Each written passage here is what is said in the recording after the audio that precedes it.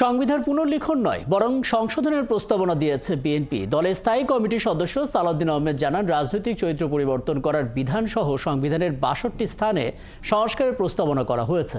অধিকে দ্রুতই সব অংশীজনের সঙ্গে আলোচনার শেষে সরকারের কাছে সুপারিশ দেওয়া হবে বলে জানিয়েছেন সংবিধান সংস্কার কমিশন প্রধান অধ্যাপক আলী রিয়াজ। আরও জানাচ্ছেন শফিকুল হক।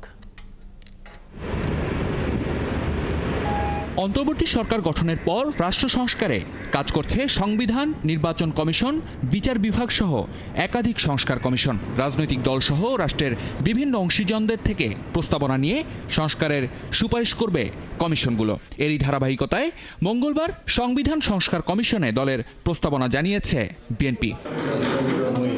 বেলা ১১টার দিকে বিএনপির স্থায়ী কমিটির সদস্য সালাউদ্দিনের নেতৃত্বে ২ সদস্যের প্রতিনিধি দল আসেন সংবিধান সংস্কার কমিশন প্রধান অধ্যাপক আলী রিয়াজের কাছে। এ সময় দলের লিখিত প্রস্তাবনা তুলে দেন তিনি। পরে সাংবাদিকদের সাথে আলাপকালে বিএনপির এই নেতা জানান, দেশের বর্তমান বাস্তবতা এবং জনগণের আকাঙ্ক্ষার ভিত্তিতেই সংস্কার প্রস্তাব দেয়া হয়েছে। সংবিধান সংশোধনের প্রস্তাব করেছি আমরা ব্যাপক ভিত্তিক, যাতে এটা গণতান্ত্রিক সংবিধান সংশোধন হয় এবং জনগণের আকাঙ্ক্ষা পূরণ হয়।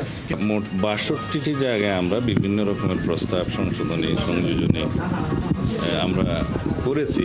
প্রজাতন্ত্র, নির্বাহী বিভাগ, বিচার বিভাগ, আইন বিভাগ সহ এবং নির্বাচন কমিশন সহ সর্বত্র তফসিল সহ আমরা সব বিষয়ে আমরা অ্যাড্রেস করেছি, যাতে একটি গণতান্ত্রিক সংস্কার সাধিত হয় সংবিধানের এবং সেটার উপকার বাংলাদেশের জনগণ পায়। এদিকে সংস্কার কমিশন প্রধান অধ্যাপক আলী রিয়াজ জানান, শুরুতে রাজনৈতিক দলসহ বিশিষ্টজনদের প্রস্তাবনা নেবেন তারা।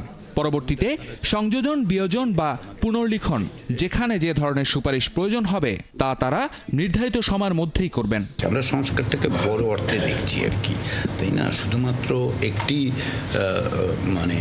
কেবল সংযোজন হবে, কেবল বিয়োজন হবে, কেবল পুনর্লিখন হবে, আমরা তা বলছি না।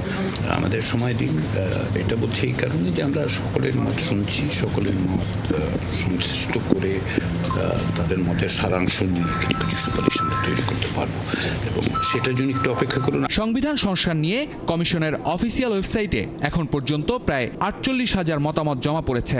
এছাড়া ২৮টি সংগঠন, সুশীল সমাজের ২৩ জন প্রতিনিধি, ৫ জন সংবিধান বিশেষজ্ঞ এবং ১০ জন তরুণ চিন্তাবিদের সঙ্গে মতবিনিময় করেছে কমিশন।